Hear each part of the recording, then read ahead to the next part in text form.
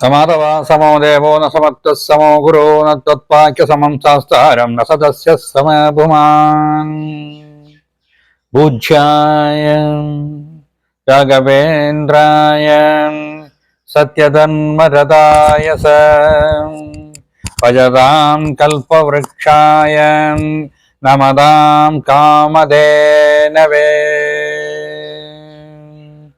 श्री नागमगा स्वामिगளாய विद्महे तुलसीधराय धीमहि तन्नो नागमगा स्वामिगளாய प्रचोदयात् गुरुवे सर्वलोकानां विषजे भवरोहिणां निधये सर्वविद्यानां श्री दक्षिणामूर्तये नमो नमः। गुरु ब्रह्मा गुरु विष्णु गुरुर्देवो महेश्वरः गुरु साक्षात् परब्रह्म तस्मै श्री गुरवे नमः। उग्रं वीरं महाविष्णुं जलवन्तं सर्वतोमुखं नरसिंहं भीषणं भद्रं मृत्युं नमां जगम्। जानकीकान्तस्मरणं जय जय राम राम गोपिका जीवनस्मरणं गोविंदा गोविंदा। ஆன்மீக அன்பர்களுக்கு அநேக நமஸ்காரம். அடியேன் பள்ளிபாளையம் காவேரிக்கரை அருகில் உள்ள ஸ்ரீ நாகமகா தீர்த்த சுவாமிகள் பிருந்தாவனத்தில் இருந்து பேசுகிறேன். ஸ்ரீ நாகமகா தீர்த்த சுவாமிகள் சுமார் 100 வருடங்களாக பிருந்தாவனஸ்தராக இருக்கிறார்கள். சுவாமியினுடைய அருப்பெரும் ஆற்றல் என்று சொல்லக்கூடியது அளவிடற்கரியாதது. அதை போலவே அவரை பற்றி சொல்ல வேண்டுமானால் நிறைய சொல்லி கொண்டு போகலாம். சில காரியங்கள் மட்டும் அவர் செய்த நற்காரியங்கள் எல்லாவற்றையும் சொல்ல வேண்டுமானால் ஒரு நாள் பத்தாது. ஆகையினாலே சில காரியங்களை அவர் செய்த நற்காரியங்கள் என்று சொல்லக்கூடியவற்றையும் பக்தர்களுக்காக ஒவ்வொரு நற்காரியங்களும் அவர் செய்திருக்கிறார்கள். அந்த சில காரியங்களை எப்படியெல்லாம் இங்கே உருவானது என்பதை விளக்க சொல்லியிருக்கிறேன். இந்த இடத்திலே சுவாமிகள் அவர்கள் 100 வருடத்திற்கு முன்னால் ஜீவ பிருந்தாவனஸ்தராகி அதற்கு பிறகு அவர்களுக்கு பூஜைகள் எதுவும் நடக்காத காரணத்தினால் அடியேன் 12 வருடத்திற்கு முன்னால் இந்த இடத்திலே வந்து சுவாமிகளை தரிசனம் செய்து இந்த இடத்திலே தியானத்திலே உட்கார்ந்து இருப்பேன். அப்படி உட்கார்ந்து இருக்கிற பொழுது ஒரு நாள் அடியனுடைய கனவிலே சுமார் 20 அடி உயரத்திற்கு புகை மண்டலமாக காட்சி கொடுத்து எனக்கு பூஜை செய் என்று சொல்லி கட்டளை கொடுத்தார்கள். அதற்கு பிறகு அடுத்த வாரம் ஞாயிற்றுக்கிழமை இங்கே வந்திருந்த பொழுது இந்த இடத்தை எல்லாம் டெவலப் செய்திருந்த ஸ்ரீ சேஷாயி பேப்பர் மில்லிலே பணிபுரிந்து கொண்டிருந்த அண்ணன் பழனிசாமி அவர்கள் இந்த இடத்திலே வருபவர்களுக்கெல்லாம் இவர்களை பற்றி சொல்லி வருவதற்கான வழிவகைகள் செய்து கொண்டு இருந்தார்கள். அவரிடத்திலே சொன்னேன், அண்ணா இந்த மாதிரி இருக்கிறது, என்ன செய்யலாம் என்று கேட்ட பொழுது நாம் பூஜை செய்யலாம் என்று சொன்னார்கள். அதற்கு பிறகு ஒவ்வொரு ஞாயிற்றுக்கிழமை மாலை 4 மணியிலிருந்து 6 மணி வரைக்கும் பூஜை செய்யலாம் என்று முடிவெடுத்து ஒவ்வொரு ஞாயிற்றுக்கிழமையும் நடந்து கொண்டு இருக்கிறது என்று சொல்ல வேண்டும். அப்படி நடந்து கொண்டு இருக்கிற பொழுது முதல் ஞாயிற்றுக்கிழமை இந்த இடத்தை எல்லாம் காடாக இருந்த இடத்தை சுத்தம் செய்து கொண்டு இருக்கிற பொழுது காஞ்சிபுரத்திலிருந்தே ஸ்ரீ லட்சுமி நரசிம்மர் ராமானுஜர் அவருடைய சிலையை காஞ்சிபுரத்திலே பிரதிஷ்டை செய்ய இருந்தார்கள். அப்படி செய்ய இருந்தக்கூடிய சிலையை தமிழ்நாடு முழுவதும் எல்லா கோவில்களிலும் கொண்டு வந்து பூஜை செய்து பிரதிஷ்டை செய்ய வேண்டும் என்ற ஒரு நிர்பந்தத்திற்கு ஆளாகப்பட்டிருக்கிறார்கள் என்று நினைக்கிறேன். அப்படி எல்லா இடத்திலேயும் வந்து பூஜை செய்தார்கள். இங்கு முதல் நாள் பூஜை செய்கிற பொழுது ராமானுஜரும் ஸ்ரீ லட்சுமி நரசிம்மனுடைய சிலையும் வந்திருந்தது. அப்படி வந்து அவர்கள் கேட்டார்கள், என்ன செய்கிறார்கள் என்று கேட்டபொழுது அவர்களுக்கு உண்டான பதிலை சொன்னேன். அவர்களும் வந்து பூஜை செய்து எங்களுக்கு பிரசாதம் கொடுத்தார்கள். இதனுடைய மகிமை என்னவென்று சொல்ல வேண்டும் என்று சொன்னால், ஸ்ரீ லட்சுமி நரசிம்மரை வழிபட்டவர் ஸ்ரீ நாகமகா தீர்த்த சுவாமிகள். கிருஷ்ணனையும் லட்சுமி நரசிம்மனையும் வழிபட்டவர். ஆகையினாலே நரசிம்மர் லட்சுமி ஸ்ரீ நாகமகா தீர்த்தரை தேடி வந்தாரா, அல்லது இங்கு பூஜை செய்ய இருக்கிறார்கள் எனவே நாம் அவருக்கு காட்சி கொடுக்க வேண்டும் என்று சொல்லி வந்தார்களா என்பது எங்களுக்கு தெரியாது. அப்படி தொடர்ந்து அந்த வாரம் முதல் கொண்டு ஒவ்வொரு வாரமும் பூஜைகள் செய்து வந்திருந்தோம். பிறகு இந்த இடத்திலே அவருக்கு ஒரு பிருந்தாவனம் கட்ட வேண்டும் என்ற ஆவலால் அவர் இடத்திலே கேட்ட பொழுது மகான் அவர்கள் பிருந்தாவனத்திலே கட்ட வேண்டாம், பிறகு கட்டிக்கொள்ளலாம் என்று சொன்னார்கள். ஏனென்று சொன்னால் 9 பிருந்தாவனம் இருக்கக்கூடிய இடத்திலே அன்றைய தினம் இந்த படிக்கட்டுகளோ கதவுகளோ எதுவும் கிடையாது, மண்ணாகவே இருந்தது. அவர் சொல்லி அடுத்த வாரம் இந்த இடத்திலே பாதை அமைத்து கொடுத்தார்கள் பஞ்சாயத்தில் இருக்கக்கூடியவர்கள். அதற்கு அடுத்த வாரம் உள்ளே வேலை நடக்க ஆரம்பித்தது. ஒரு 75% வேலை நடந்து முடியும் பொழுது இங்கே ஒருவர் பணத்தை 5000 ரூபாய் கொடுத்து நீங்கள் வேலை ஆரம்பியுங்கள் என்று சொன்னார்கள். அதற்கு பிறகு இங்கு ஒவ்வொரு வாரமும் இங்கே வந்து பூஜை செய்யும் பொழுதெல்லாம் ஒவ்வொரு பக்தர்களும் வந்திருந்து நன்கொடை கொடுத்து இந்த இடத்திலே அற்புதமான ஒரு ஜீவ பிருந்தாவனம் சுவாமிகளுக்கு அமைக்கப்பட்டது. அப்படி அமைத்து கொண்டிருக்கிற பொழுது, சுவாமியினுடைய கோபுரம் கட்டி கொண்டு இருக்கிற பொழுது ஒரு நாள் அந்த சர்ப்பம், அதாவது மாலை வேளையில் 6:30 மணிக்கு ஆட்கள் மேலே ஏறி வேலை செய்து கொண்டிருந்தார்கள். சர்ப்பம் வந்து நின்று படம் எடுத்து கொண்டிருந்தது. யாரையும் எதையும் செய்யவில்லை. அந்த சர்ப்பம் படம் எடுத்து கொண்டிருந்ததை எல்லாருமே பார்த்திருந்தார்கள். ஆட்கள் எல்லாம் கீழே இறங்கிய பிறகு சர்ப்பமும் சென்று விட்டது. அதாவது நாகமகா தீர்த்தர் இங்கே இருக்கிறார் என்று சொல்வதற்கு ஒரு சாட்சியாகத்தான் அந்த அமைந்தது.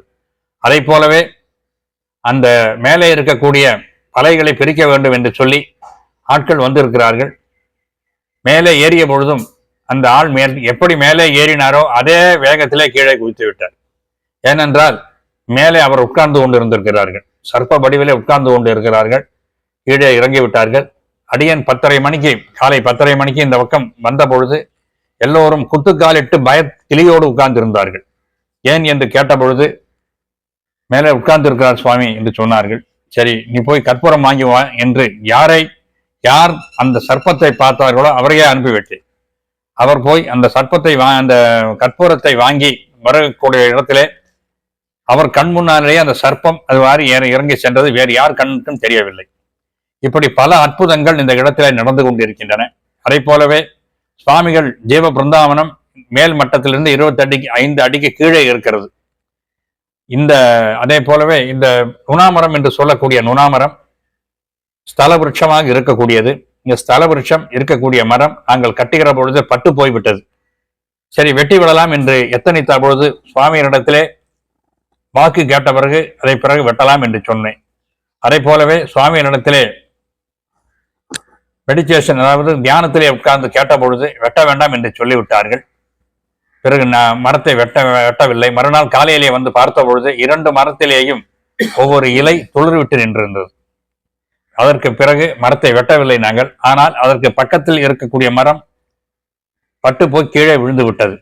அந்த கீழே விழுந்த மரம் தற்பொழுது துளிர்விட்டு மேலே வந்து கொண்டு இருக்கிறது. சுவாமிகள் இருக்கிறாரா இல்லையா என்று கேட்டால் இதுதான் அதற்குடைய சாட்சிகள். அப்பேற்பட்ட ஒரு நுணாமரம் இந்த இடத்திலே வளர்ந்து கொண்டு இருக்கிறது. அதே போலவே ஒவ்வொரு நாளும் இந்த இடத்திலே காலை 8 முதல் 12 வரை பூஜை இருக்கும். ஒவ்வொரு வியாழக்கிழமையும் சிறப்பு பூஜைகள் இருக்கும். அதே போலவே அமாவாசை நாட்களிலே காலை சுவாமிக்கு அபிஷேகம், 6 மணிக்கு சுவாமிக்கு அபிஷேகம். அதற்கு பிறகு ஹோமம் நடக்கும். அதற்கு பிறகு அன்னதானம் இது உண்டு. அதே போலவே பௌர்ணமி தினங்களிலும் காலை சுவாமிக்கு அபிஷேகம் நடக்கும். இந்த பூஜைகளிலே கலந்து கொண்டு பக்தர்கள் அனைவருமே சிறப்புற வேண்டுமாய் கேட்டுக்கொண்டு விடைபெறுகிறேன். நன்றி, வணக்கம்.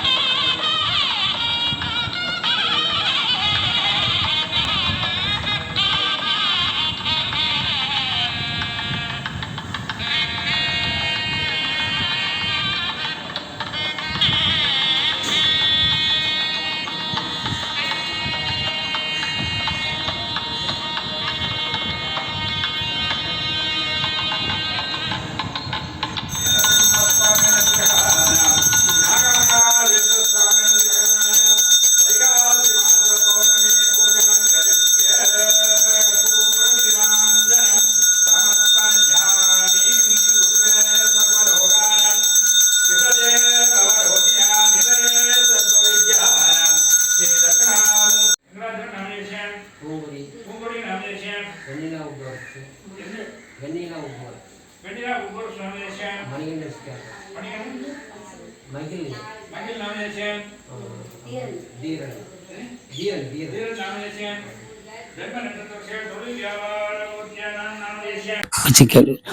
பேர் என்னங்க? மாயவன். எந்த ஊர்ல இருந்து வரீங்க? ஓடப்பள்ளியிலேருந்து வருகிறேன். உங்களுக்கு இந்த கோயில் எவ்வளவு காலமா வந்துகிட்டு இருக்கிறீங்க? 3 வருஷமா வந்துகிட்டு இருக்கிறேன். இந்த நவப்படத்துல வந்து 3 வருட காலங்கள் வந்திருக்கிறீங்க. இங்க வந்ததுக்கு பிற்பாடு உங்க குடும்பத்திலயும் சரி அல்லது தொழிலையும் சரி மற்ற வகையில உங்களுக்கு என்ன ஒரு சிறப்பு நடந்திருக்குன்னு சொல்லுங்க. என் குடும்பத்துக்கு இப்ப அருமையா இருக்கிறது. அதுக்கு முன்ன குடும்பத்தை கஷ்டம் எல்லாமே நடந்து கொண்டு இருக்குது. கஷ்டம்னா என்ன மாதிரியான கஷ்டங்கள்? பண கஷ்டம், அப்புறம் பொருளாதார கஷ்டம், பையன் இதாயிட்டான், ஓடி போயிட்டான், இதெல்லாம் இதா இருக்குது. இப்பத்தி கொஞ்சம் கொஞ்சமா சேர்ந்துட்டு இருக்குது. நல்லா இருக்கிறோம். பையன் திரும்ப வந்துட்டாரா? பையன் இப்பதான் கொஞ்சம் கொஞ்சம் பேசுறான். திரும்ப கிடைச்சிட்டா உங்களுக்கு? திரும்பி கஷ்டம்.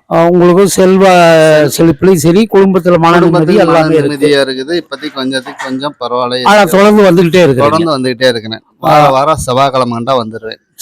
வியாழக்கிழமை வர்றாங்க, நீங்க செவ்வாய்க்கிழமை வர்றீங்க. நான் செவ்வாய்க்கிழமை டியூட்டி இது இருக்கனால அப்படி வர முடியும். வேலைப்பளுவின் காரணமா நான் அப்படிதான் வர முடியும். செவ்வாய்க்கிழமை தான் உங்களுக்கு டைம் கிடைக்கும். டைம் கிடைக்கிறப்ப ரைட், ஓகே. எந்த டைம் இருந்தாலும் வந்துருவேன். இப்ப நல்லா இருக்கீங்க? இப்ப நல்லா இருக்கு. இப்ப 3 ஆண்டு காலத்துக்கு பிற்பாடு இங்க வந்து நல்லா இருக்கிறதா சொல்லி இருக்கிறேன். ரைட், ஓகேங்க. நன்றிங்க.